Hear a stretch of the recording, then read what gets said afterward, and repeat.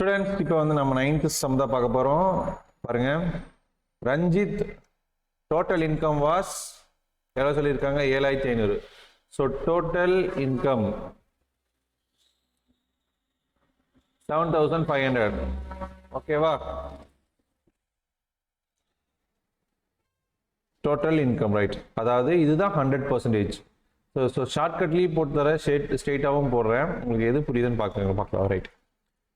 25% save பண்றா. So saving எவ்வளவு 25%.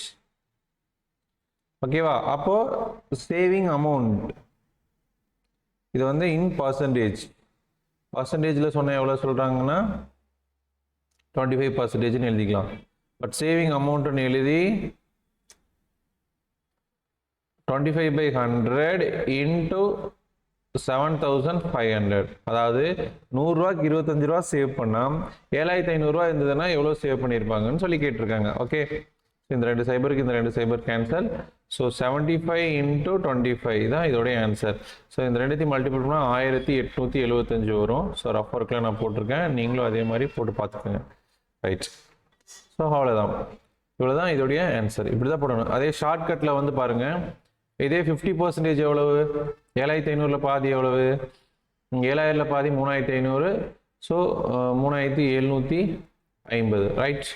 அதே மாதிரி 25%ங்கிறது இதுலேயும் பாதி. ஸோ இதில் பாதி எவ்வளவு 3875. That's all.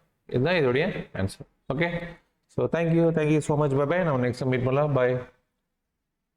அதுக்கு முன்னாடி இது ஷார்ட்கட் தான், இதை நீங்கள் யூஸ் பண்ணக்கூடாது. 1 மார்க்ஸில் கேட்டால் யூஸ் பண்ணலாம், பட் 2 மார்க்ஸ் 3 மார்க்ஸில் கேட்டால் இந்த மாதிரி இருக்கும். Okay, bye. See you.